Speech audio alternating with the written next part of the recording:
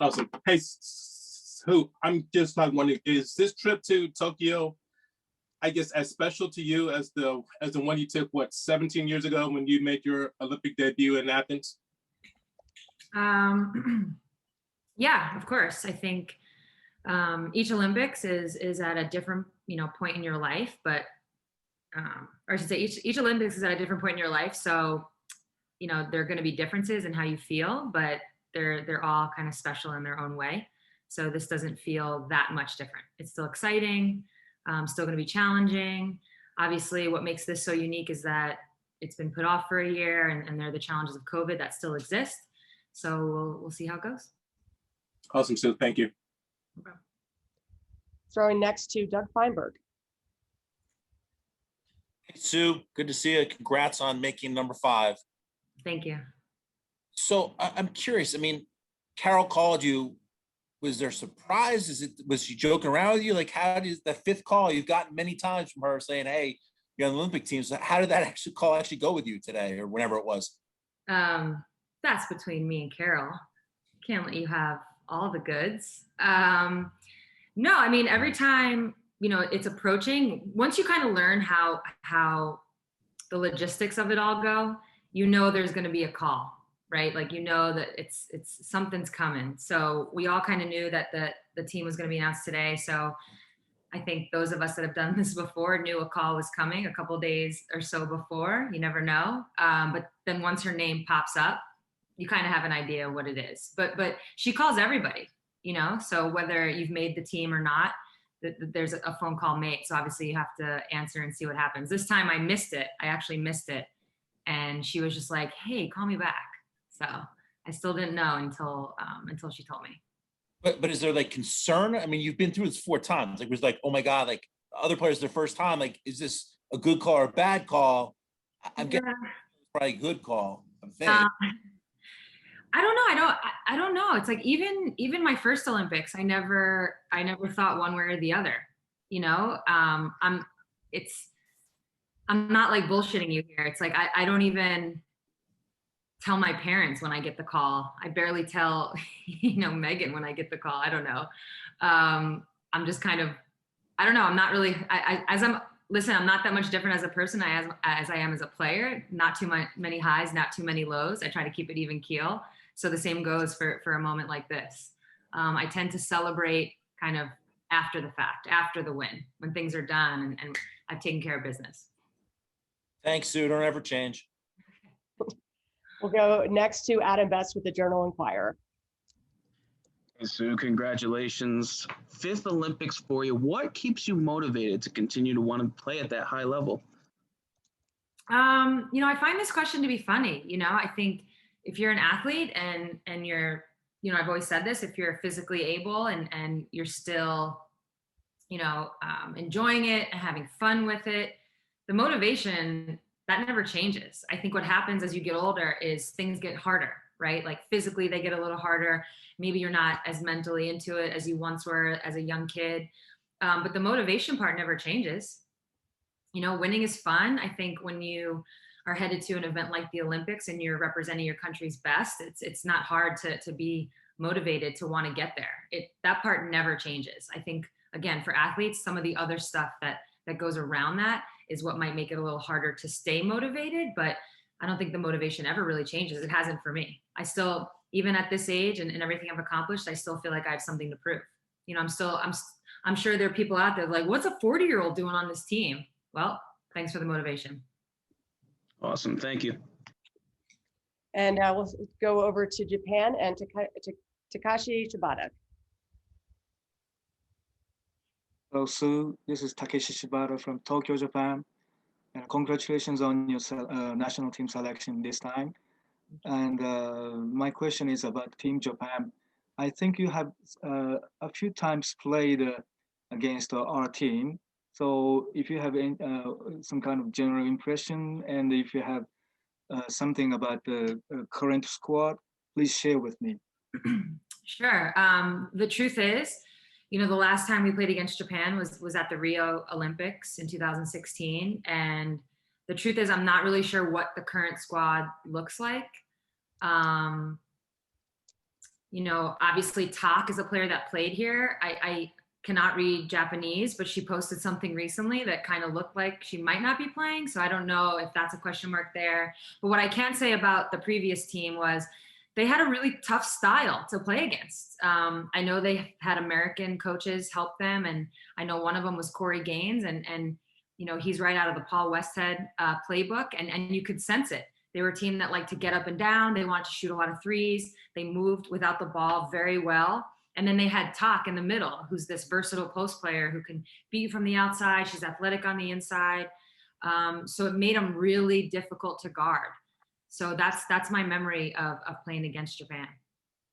Okay, I'll tell you, you know, Taku tore her ACL, so Okay, yeah. she's not playing. So Yeah, I'm really sad to hear that. unfortunately, yep. Yeah, no, like I said, from the Instagram post, like I could tell it was something. It was just when I hit translate, it kind of came up weird. So I didn't want to like make any assumptions. I'm really sad to hear that. Okay. Anyways, thank you so much and welcome to Tokyo. Thank you. And next we've got Mark Larson from Spectrum One in Syracuse. Hey, Sue, congratulations to you. I wanted to ask you about a question about one of your teammates, both Olympic and Seattle, Brianna Stewart, who obviously is from here. And, you know, last Olympics, she was on the team, but was more of a role player. What more do you expect to see out of her in this Olympics? Yeah, I mean, I think we've all kind of seen and watched Stewie evolve over the last, let's call it, I guess, 5 years since she got drafted. That year was the same year as the Rio Olympics. So I think it was a great experience for her.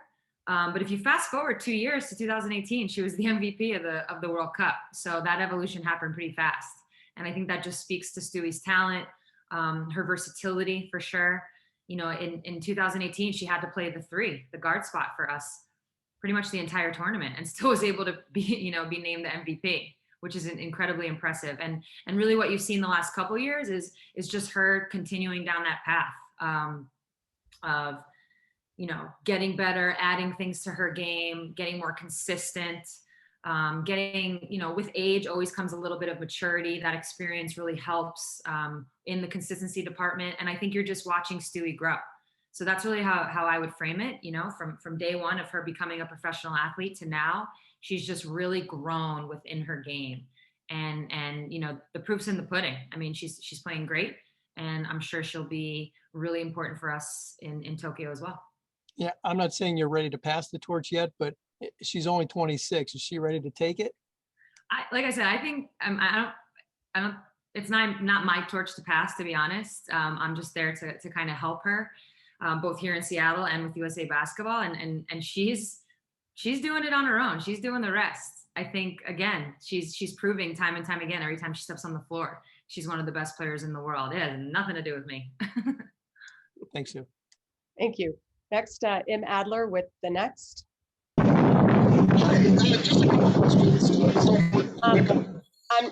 I'm sorry, we are going to have to come back to you. You had way too much feedback there. If you can get to a better place, M, shoot me a text or shoot me a note. Raphael Haynes with a 3-point conversion. Hello, Sue. How are you doing? This is Raphael Haynes with the 3-point conversion. Congrats on making the USA team. I asked your close friend Diana this question as well. Knowing that you're used to playing with your competitors, now the fact that you all playing together in the USA Olympics, can you talk about the camaraderie of, you know, the ladies and how fun it is and what makes it special? Yeah, I mean, you know, first and foremost, I think that's the best part of being on this team. The minute we all get together, you know, all the competition, all the tough battles in the WNBA, that kind of just gets put to the side. Nobody really brings that with them. If anything, we're probably just thrilled we don't have to guard each other. Now it's somebody else's problem to kind of figure us out. And then we just, you know, the chemistry just clicks. I think it's really enjoyable to play with the world and with the country's best. And so we just get out there and we try to have fun. But that's also what's unique, I think, about women's basketball in that, you know, we're one of the few sports that play year round, but also play on different teams year round, whether it's your WNBA team, your overseas team, your national team. You're constantly kind of a teammate of somebody, an enemy of somebody, and vice versa, and it switches all the time. So it makes for, I don't know, we just have kind of like this small community. And when you're within that community, this is what happens. You know, when it's time to step on the floor and compete against each other, you do. And then when you can put on the USA jersey and be teammates, immediately it kind of clicks. And like I said, that chemistry kicks in, and we just have fun with it, both on and off the court. Thank you. We'll next throw it to Art, and I apologize if I didn't pronounce your name correctly, Aristides Katsitis from Greece. Okay, nice pronunciation. Hello, greetings from Greece. Can you describe your feelings when you won an Olympic gold medal? You won 4 gold medals. And which memories can you stood out from your first Olympic Games gold medal in Athens in 2004? Sure. I think when you win, for me personally, it's a great deal of like satisfaction. I think that would be the word I would choose. Definitely achievement. You know, my story, which is now unique in a good way, is that there was no WNBA growing up. You know, a lot of the other players on this team had the WNBA growing up to look up to aspire to get to. For me, it was the Olympics. That was the end all be all. There was nothing really else to achieve or to, you know, reach for. And so with that, you know, the times that I've been able to stand on that podium and have the gold medal put on my neck, it's been, like I said, just pure satisfaction knowing that I had that goal as a young kid. It got kind of put on my radar in like the middle of high school when I went to watch the team and when they were on their tour in '95. And I saw Jen Azzi and she looked like me. That was my see it, be it moment. So for me, it's kind of, I don't know, it's really the goal of a lifetime that's getting achieved when I'm standing on that podium. And the second part of your question was, what was memories from my first Olympics? I think, you know, the memory from my first Olympics is opening ceremonies, because Dawn got selected as the flag bearer. So we all got to be at the front of like the US congregation as we walked in to the stadium. And, you know, so it was my first time. We're at the front, we hear the crowd go crazy. It was pretty incredible, to be honest. You never really know what it's going to be like. And that was a one of a kind moment. My other favorite memory from my first Olympics, and listen, I knew an Olympic gold medal was important, but this kind of made me realize just how important in some weird way. We were on the flight home. We actually fly together, usually on some sort of charter plane back to the States. And then once we land, we all kind of go our separate ways. And I was on a flight to Seattle, and the flight attendant recognized me and asked if I had my gold medal with me. And I was like, yeah, of course I do. So she asked if the pilots could see it. And before I knew it, that gold medal, you know, literally fresh out of Athens, like 1 day old, was being passed up and down the aisles of that airplane. You know, people just wanted to see it. They wanted to touch it. And it was really in that moment. For me, it was a goal as like an athlete, because it meant, you know, so much more than just sports. But it was in that moment where I realized like, oh, this impacts Americans and just people worldwide. And this has significant meaning behind it. And you're representing all of these people. So both those memories are what I most remember from Athens. Thank you very much. We've got 2 more questions. Alexa from the Hartford Courant, and we're going to close it out with Michelle Vogel from ESPN. Hey, Stu, congratulations. With half the team this year being first-time Olympians, I'm just curious over the years what you've learned about how to integrate those new players in and how best to also just lead them by example as a veteran on the team. Yeah, I mean, there's no secret sauce to it. They're here for a reason. So I think first and foremost, you always want to remind players of that. You know, sometimes when we put on that jersey and we step onto the floor against other teams, there can be a little bit of like an intimidating factor to it. So you just want to remind players they're on this team for a reason, you know, and they just have to bring that. They don't have to be anything other than themselves.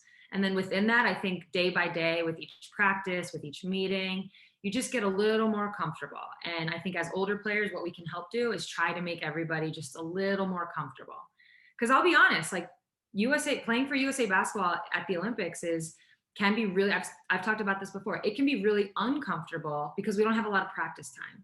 So you're just trying to, move that process forward as much as you can, get everybody comfortable, and then remind everyone to have fun. I think Dee and I, especially Dee, do a good job of that, like trying to keep it light, trying to have fun in the moments when you can, because this is the Olympics. You want to enjoy it. You want to slog through it and be stressed. You want to make sure you're having fun with it. And then the basketball, that can kind of take care of itself. You can worry about that in practice. You can worry about that in game prep. And otherwise, you just want to make sure you're enjoying it. Thank you. And our final question will come from Michelle Vopel, and then we've got Stewie on deck and ready to go. Hey, Sue, if I could follow up a little, I believe that for the first timers are guards, and I wonder if you could sort of address the guards specifically. And there's kind of an age range here with Ariel, who I think is 24, Skylar will turn 31, but they all bring a lot. But can you address them specifically, the guard core that'll be first timers?